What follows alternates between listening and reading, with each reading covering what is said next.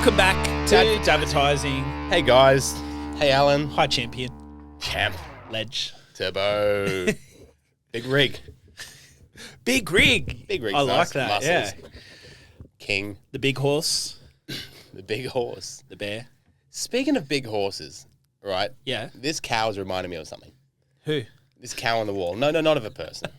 Not of a person. In the last episode, you were talking about how you go on walks and you think of things and you write notes down. Yeah. I do that a little bit, but it's very seldom good shit. Yeah. In my notes this morning, from my walk this morning, can you just read the second note? Split a cow. Split a cow. Little opportunity for you. I've been trying to find someone for ages to pitch the concept of you eat healthy, I eat healthy. Beef, good beef is very healthy. Let's buy a cow from a farm, get it butchered, and just split it in half. Put it in a, vacuum seal it, put it in like freezer, and then you've got so much beef at like less than wholesale price. And no one's keen to do it with me. No one's keen to split a cow with me. I don't think I'm going to be that person either. Why not? 'Cause So much beef. I know, but like, I think I would prefer to buy what I need when I'm ready, sort of thing. But you can't get the good bits. Okay. You can. I know, but this is, I think this is your appreciation for like obviously certain cuts and certain things that you can't get. Yeah, at a typical butcher, unless you know the person and or that you know what to ask for. If anyone out there wants to split a cow with me, hit me up. Because it'll come back in droves. Your money will come back. Fair enough. Fair enough. I couldn't see myself. I would be excited to obviously try, some of the bits and pieces that you're talking about, but for the most part, I'd probably have to freeze most of the meat. Or you freeze all of it. Okay. I'm not a big fan of unfreezing meat. Why not? You don't keep any meat in the freezer? No. I just go and buy it. Interesting. That's the main reason why. There you go. Yeah. Interesting. It doesn't deteriorate at all. I know, but if it's vacuum sealed. Yeah. If it's in those, the boxes you get of like chicken at Woolies and there's a lot of air in there. Yeah. That deteriorates a bit. But if it's vacuum sealed, you're good. I got about 14 steaks in my freezer. And no, I'd prefer to just go down like the best cut of meat that I actually know how to cook is a tomahawk from a butcher. You know how to cook a tomahawk? Yeah. Well reverse sear. Yeah, that's the way. Yeah. So, in the smoker for it's roughly 40 minutes, and I can't remember the temperature off the top of my head, but you take it out of the smoker when it reaches that certain internal temperature, get your barbecue as hot as possible, 1 minute on one side. Oh, sorry, you wrap it. That's the most important thing. You wrap it in some butter. You wrap it, let it all like sort of seal. Rest in foil, but it's all put together. Then after 10 minutes or whatever, you then go one side for a minute, another side for a minute, sort of put it on its angle or like its side for a little bit, and then you're all done. Hell yeah. Yeah, and it is some of the most tender, best. There's a good on YouTube if you type in Volkanovski cooking tomahawk. That's where anytime I'm cooking this tomahawk, that's where I go because he walks you through this process with a guy sort of thing, and it is the best. Yeah, I reckon that sounds amazing. Yeah, think how many tomahawks you could get. I know if we split a cow. Yeah, but I'm just happy. At the end of the day, I'm happy to pay a premium to just get a fresh tomahawk when I walk in and not have to worry about all the other tomahawks. Must be nice, Alan. Must be nice. It always comes back to money with you, doesn't it? Always. No, that's awesome. I'm doing some beef short ribs on the weekend. Oh, fuck yeah. Smoking them all day and putting them on tacos. Oh, beautiful. Yeah. Nice work. I didn't know you had a smoker. Yeah. Yeah. Dope. I love beef short. I love beef ribs as well. Yeah. Yeah. Lucky us. What was the topic we chose today, mate? Negotiating. It's Oh, got yeah. nothing to do. Well, I suppose we're negotiating whether or not to split a cow, and you win. Well, you can still you can have a whole cow. Why don't you buy a whole cow? It's too much cow. What? But half of a cow is not. It's half as much. I reckon a whole cow wouldn't fit in one chest freezer. I reckon Okay. it's 2 freezers full. Okay, so you really do need to split it with someone. Oh, totally. Yeah. Unless you're like, What if you went thirds? Is that not enough? I suppose thirds is fine, but then there has to be negotiation over which bits you get. Yeah. Because a Who cow. gets the yeah. Well, there's 4 legs. There's two So sirloins. two is I reckon nice 2 is the way to go. nice and tidy. Yeah. Yeah. But there you go. There we go. That's the beef segment. Negotiation. That's the beef segment out the way. What are we going to do next? Negotiation's funny, isn't it? Because we've spoken about sales a bit on this podcast, Yeah. and neither of us like to particularly sell. Yeah. There's definitely, helping people across the line. Yeah.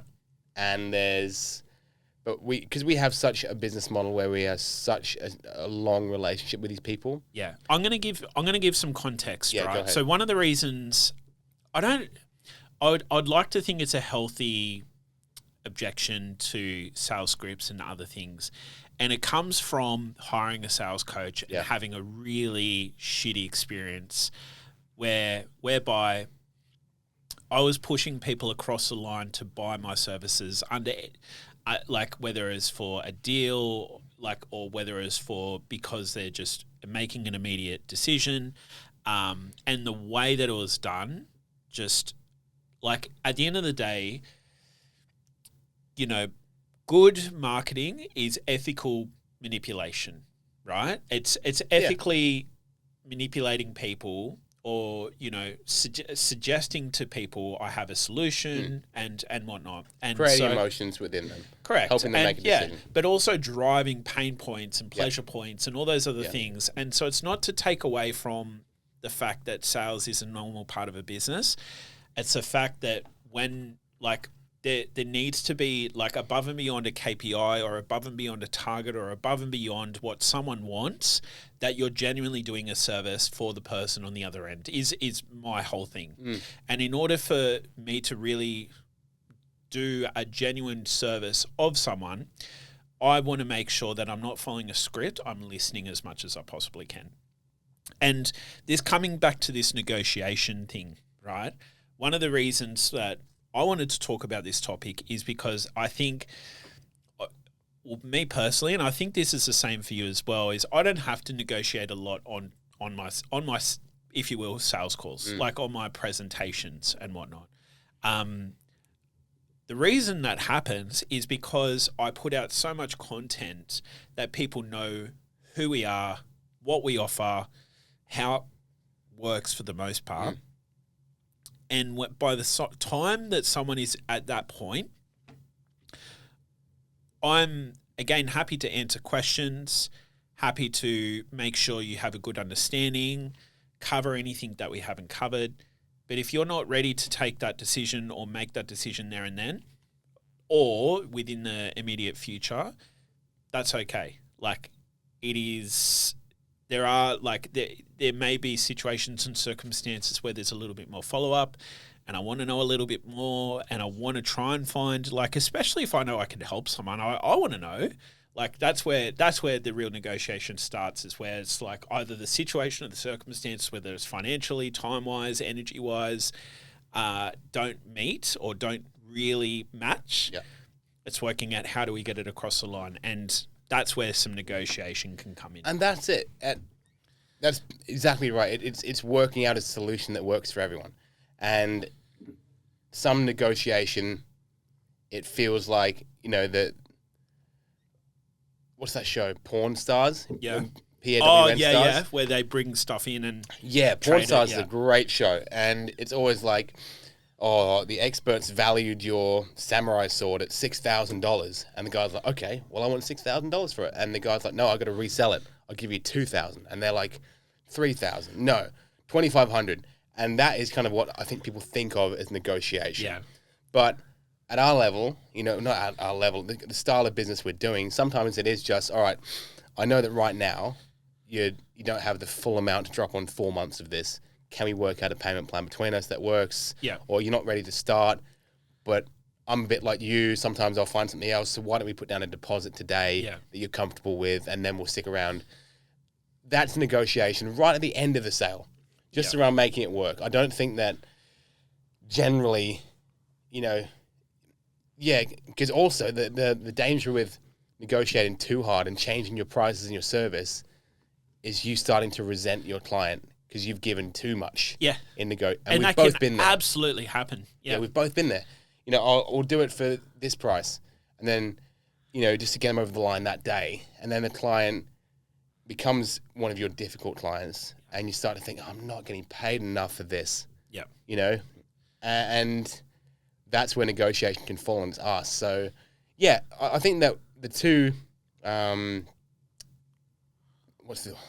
environments, that we want to talk about negotiation in is the workplace and home. Yeah. Because I don't think I have to negotiate with my wife too much, but with my daughters, Christ, it is, and it's at the dinner table. Yes. That's the main part. Yeah. Right? Your kids are older than mine. What are your main negotiation points with my kids? When does that happen? Getting in the morning. Yeah. Getting ready. Yeah. When will you get ready? Like, all right, so we're typically trying to be in the car out the door by 8 a.m. and we wake them up. It's like, so you don't want them to be cranky, but like you need to get food into them. So breakfast, whether it's Wheat Bix or toast or whatever. And after they've eaten, it's like, all right, time to have a shower. And you're trying to work with them. Like we try to work with our kids rather than like demand. We try to work with them to tell them, okay, like, and you've got to, like, what works best for us is countdowns. And the main negotiation is, all right, 5 minutes and you hop in a shower. No, 10 minutes. All right, 10 minutes and you hop in a shower. And you need to, like, in order for the negotiation to work on that 10 minutes, you need to come back and remind them, okay, 5 more minutes, 3 more minutes, 1 more minute. Okay, time to hop in the shower. Do you ever go lower on your countdown at first so that their counter argument is not as high? Yes. So if you absolutely, if I know that, if I know that they're immediately going to try and aim for 10, I'll try and go for 7. Yeah, I'll go 7 minutes, or like if I, sometimes I'll like start at 5. Yeah, but they always push. If you need them ready in 10 minutes, you'll say 5 minutes, knowing that they'll go to 10. Yeah. So you've won. You've won. One of my daughters is like, because they're 3. I remember recently, it was like they're always sharing things, and sharing between them is the difficult bit as well. And if there's there's some toys that are sharing toys, some toys that are not. They're both got their like prized softies, and when it's a sharing situation, it's like, okay, Ava can have this for 3 minutes. And then Ollie, it's your turn. And then Ollie will go, no, 4 minutes, thinking that's better for her, even though that's worse for her. But she's just trying to negotiate and make it better for herself. And it starts at such a young age, man. Yeah. Yeah, I think that. So how do you find that rather than taking the hard line? Does it work better in general? Or do you find sometimes you give them too much leeway? Or has that always been your style? I leave the hard way for when it needs to happen, like it's an emergency or whatever. My kids know that if I raise my voice, which I don't do, I rarely do.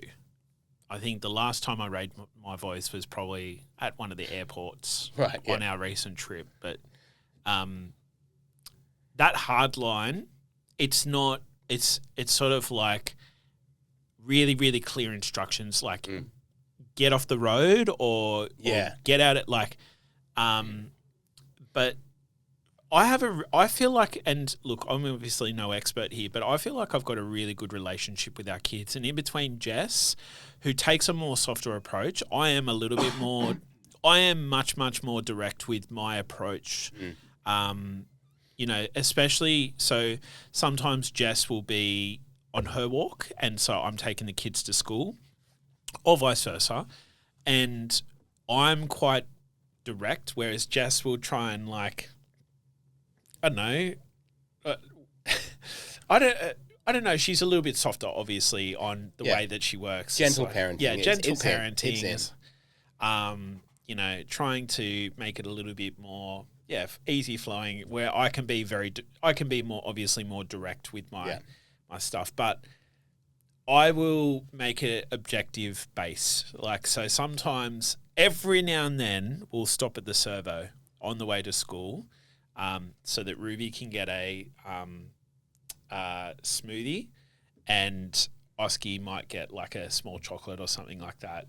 And it's just like, okay, let's just stop at the servo. Like, that's sometimes it's a good way of getting the kids out the door. Mm-hmm. Don't do it every day, obviously, because that would be absolute hell. But sometimes we do things like that, and I use it as like, well, if you're not going to get ready, we're not going to the servo, or we're not, like, if you don't, you know. And by the time, like, when you put like what they want in line with, we need to move now in order for you to get what you want, then it makes it a lot easier. But when it's just going to school and you've got nothing to negotiate with, that can become difficult as well. So when it's every day, you don't want to start a habit. Yeah. Right? Yeah. Yeah, we've only got them at daycare 2 days a week where they need to get out of the house. That's their only real time frame days. Yep. Because, you know, on Mondays and like Tuesdays, their first sort of thing is at like 10:30 in the morning. Yeah. Easy. But when they do need to leave the house at 7:15, like they do on daycare days, then it's a lot of preparing them with things. Yeah. Get the clothes out. Yeah. You know, and we'll often come out with like 2 pairs of pants. Which one? One of these? Great. Can't let them near their wardrobe because there's this one that's throwing everything behind them. 2 pairs of pants, 2 t-shirts. Ava, do you want to be a flower or a unicorn today?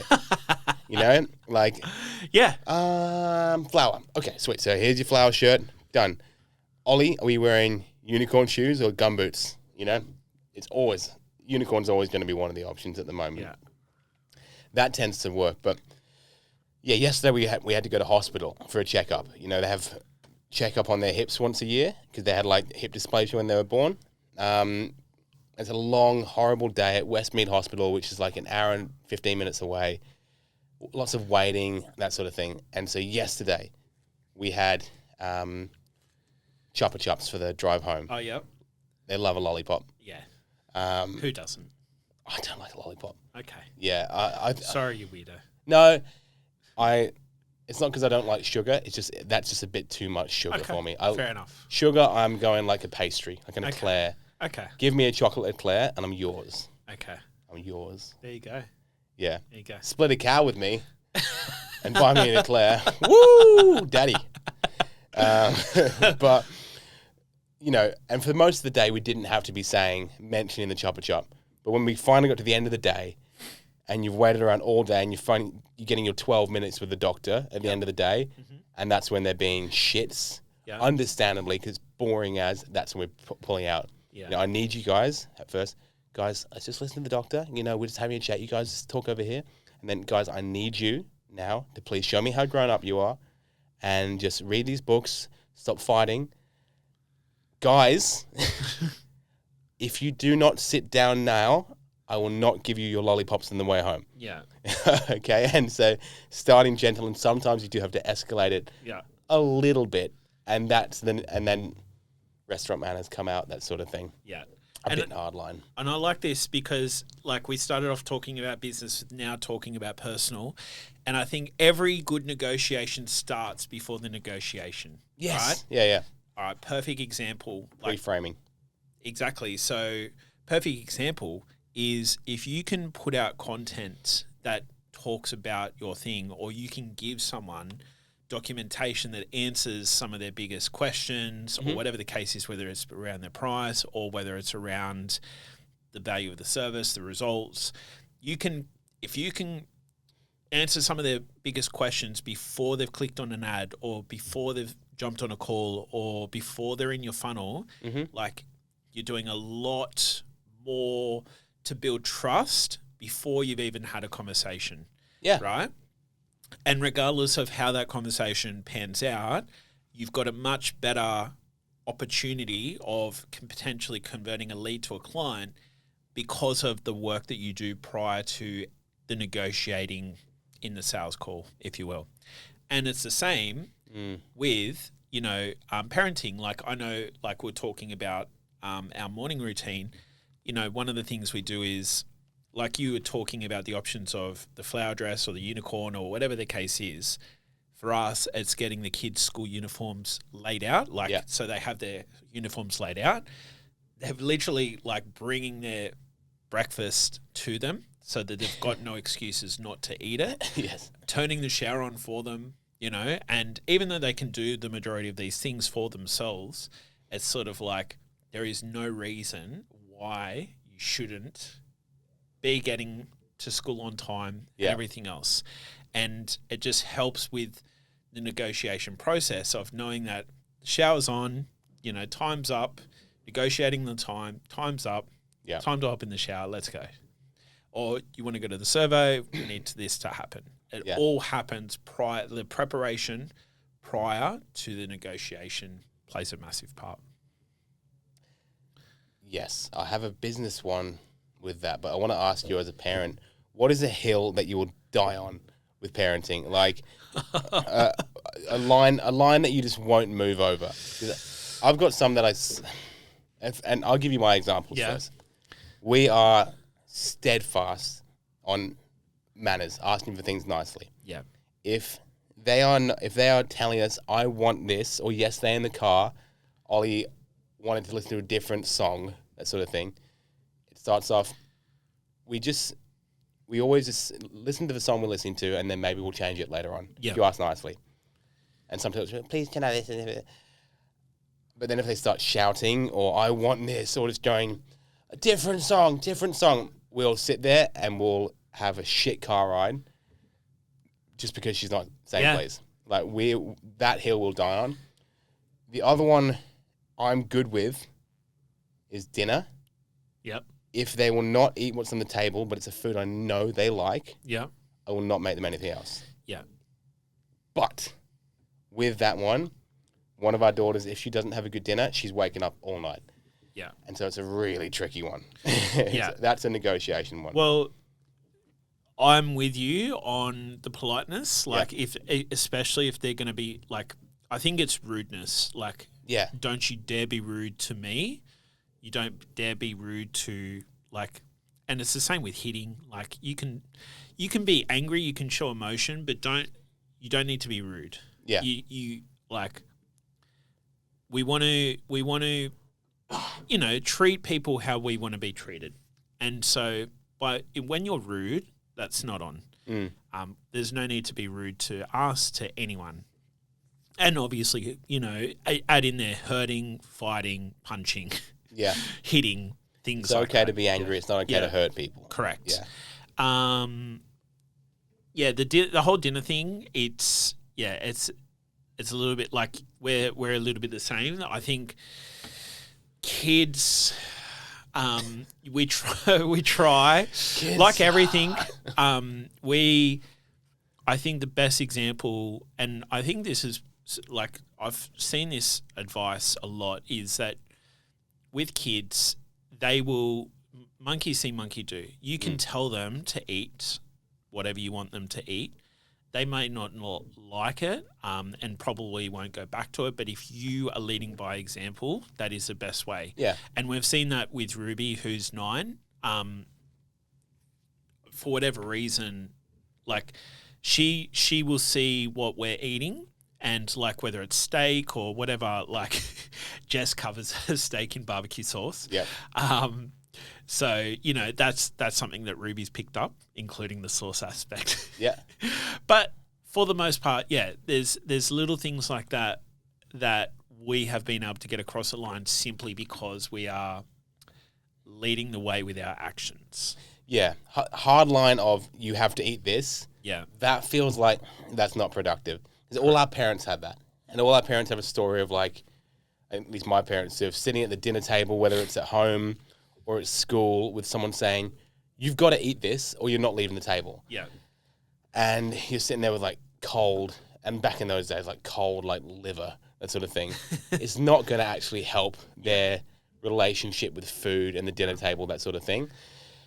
And it is a tricky one. But the thing is, for the most part, it sorts itself out, right? If in your house you are cooking real food and you are eating it around the kids, taking them shopping, having a bit of an interest. Yeah. While it might not work now, it will work at some point. Yeah. It's like with toilet training. Yeah. There's very few adults who are not toilet trained. Yeah. You know? True. So food comes around, and I think, like, do you know Anthony Bourdain, the chef? No. So Anthony Bourdain was like this famous chef. He had a show called No Reservations. He was like, traveled the world. He was like a smoker, a bit of a punk rocker. He was awesome.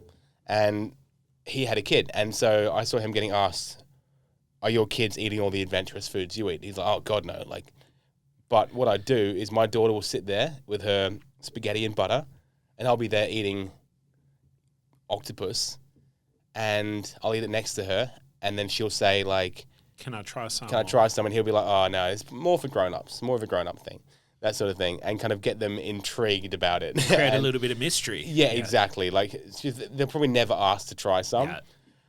And, and that will work eventually. It was nice to hear someone who is a really adventurous eater, and even sort of Chef Jamie Oliver as well, say similar things. Yeah. Just always show them the right way. Yeah. And with manners and with politeness and with eye contact and all this sort of... I think hardline doesn't really work, but there are points where hardline has to work. Oh, absolutely. Yeah. Yeah. Well, like, you know, a perfect example, if there was a fire in someone's room, like, you're not going to kindly, can I give you 10 more minutes? You know, you're not like, it's get up, move down, like you're very, very clear with your instructions, obviously, you know, depending on the situation and circumstance.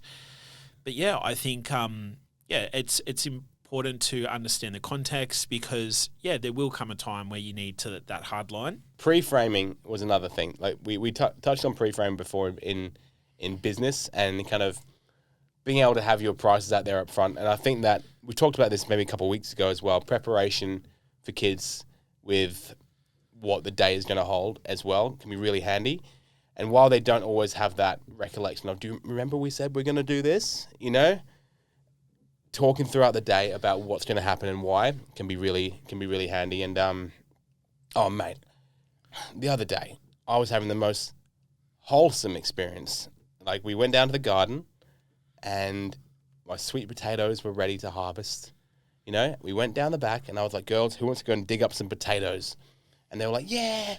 And so we went up and I was like, you know, digging through the garden. I was like putting the dead potato leaves in the compost, you know, showing them what that does. And then we're digging up sweet potatoes and they're coming out of the dirt. We got like 30 of them. It was great. And there's worms and they're all holding worms and it was wiggly and stuff. And I was like, who wants to help me wash them? We went up and we washed them with the hose. And I was like, we're going to cook these. You know, we can make chips out of these. They're like, yeah, chips. And I let them, like, we used a knife for the first time. Yeah. And I helped them, like, chop potatoes up for the first time into chips. Yeah. Toss them in a bowl of salt. Yeah. Lay them out on the baking tray, put them in the oven. And we're going to eat these afterwards. Second they came out of the oven, no, not having them. You know, and I was like, I've nailed this. They're going to eat a whole new food. We're going to do sweet potato wedges. And then the second they come out of the oven, they do not look like the ones they've had before because they're homemade. Yeah. They're a bit crispier or a bit softer or whatever. And it didn't happen. Yeah. But pre-framing. Yeah, absolutely. But if I'd said, just eat these, tonight we're having sweet potato fries. And if you don't eat them, we're never having them again. 100%. Wouldn't have worked at all. So I think, like, for me, the biggest thing out of all of this is, you know, talking about negotiating and all the other things.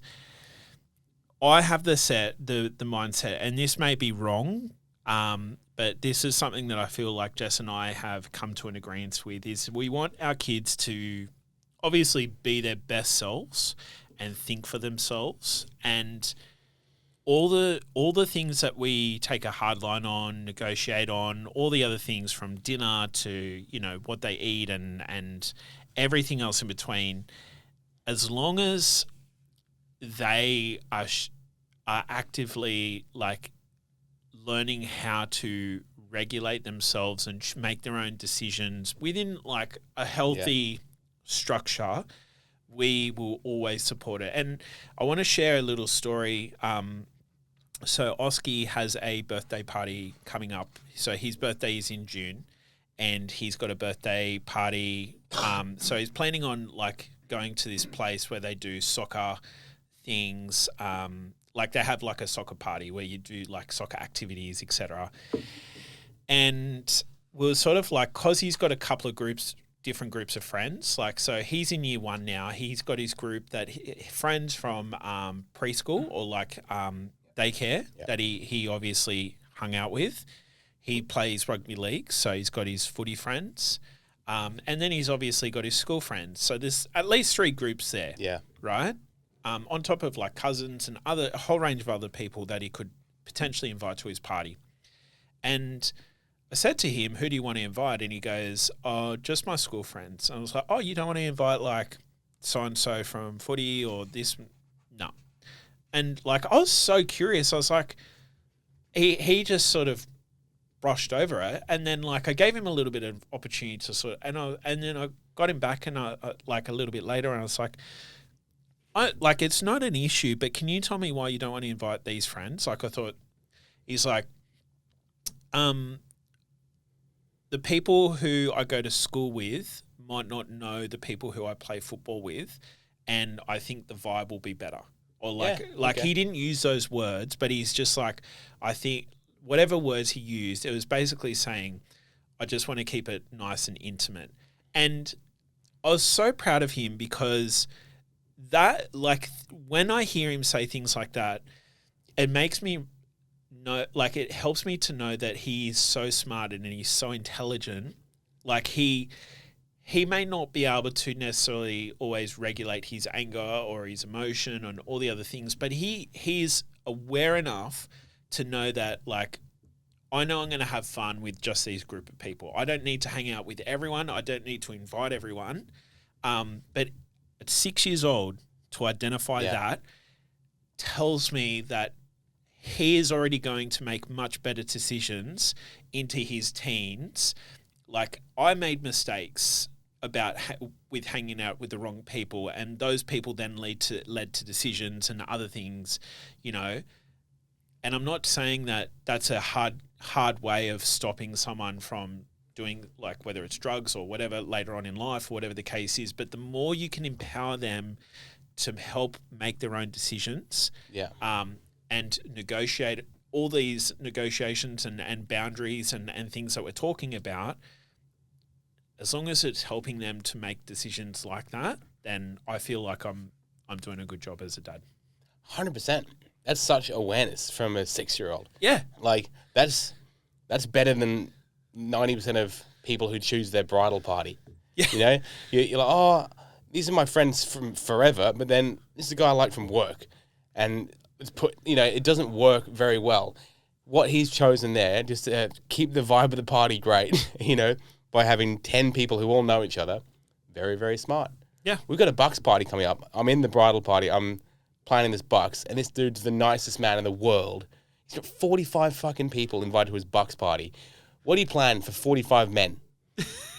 They won't let us in anywhere. We've got to like book out pubs and stuff. Yeah. But the thing is, it's going to be 25 people standing here, 25 here, 25 here. Yeah. We're not going to interact with each other. We might, but we've got no reason to. Yeah.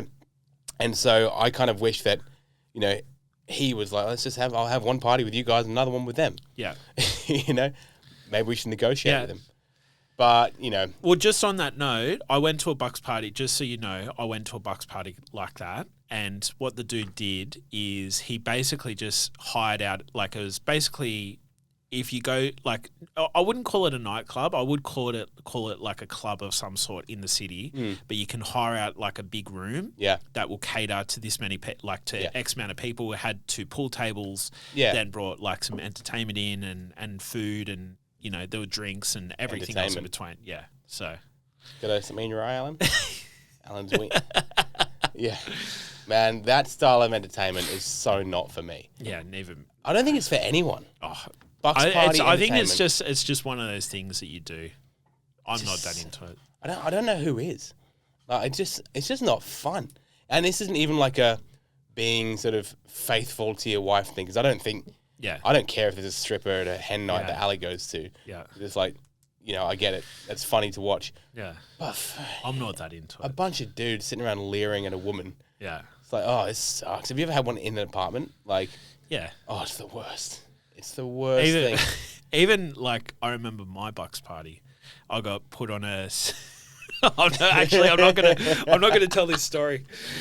My Bucks party was amazing. My mates, they got a farmhouse for us. Yeah. And it was like 20 dudes at a farmhouse, and they just spent like $6,000 on alcohol and food. Yeah, wow. And that was it. We just went there for like 3 days. Yeah. Done. No girls, no city, no Ubers, no bouncers. That was it. Yeah. It was mad. So really good stories on negotiating here. I think we're giving good value on negotiating. There we But go. okay, that's interesting. We'll have to negotiate. We've got a good split in the bridal party of kind of quote new friends and quote old friends. Yeah. So we'll work it out. Yeah. I think we're going to go with rent out. We're going to go with lunchtime. We found a place that does barefoot bowls, which is obviously lame, but it's daytime and there's beers and there's a barbecue. Yeah. That's fun. And then we got a pub. Beer That's garden. actually exactly what we did. Barefoot balls and then went to the club. Yes, there we go. So give it the opportunity to degenerate as the night goes on, but start off with things where you can have 45 people, and then as people inevitably peel off, which they do, you're down to 27, and you've all got, that works. That works. There you go. Good negotiation, man. Yep. End of the day, I think what we've learned from this episode is that in sales, hardline is very short-term thinking. In parenting, hardline is very short-term thinking as well. And while there's going to be some alpha males out there, like me, who will disagree. And I didn't see you wink as you... I'm serious. I'm wearing a Bud Light hat. My dad's very hardline, right? Yeah. He'd be like, oh, this is fucking woke parenting. But, we've all got, like my sister's, she had a really bad relationship with food from being told, finish your fucking peas. I always ate my peas because I'm a human trash can. I'll eat anything. But hardline in sales is short-term, causes bad client relationships. Hardline in parenting tends to cause negative associations with certain things. Yeah. And it's constantly evolving as well. And there's no one rule that'll stick around forever. 100%. Yeah. And it's and awareness. it applies where you can be flexible and really support your client, in that negotiation once all the details are done. It can really have them flourish. It can really have your kids flourish. Yeah. We all need the awareness of your son to know when he's to a make smart good little decisions. boy. So really well. Shout out Oscar. You're the man. You're the man. There you go, Husky. See you next week, everyone. Much love. Much love.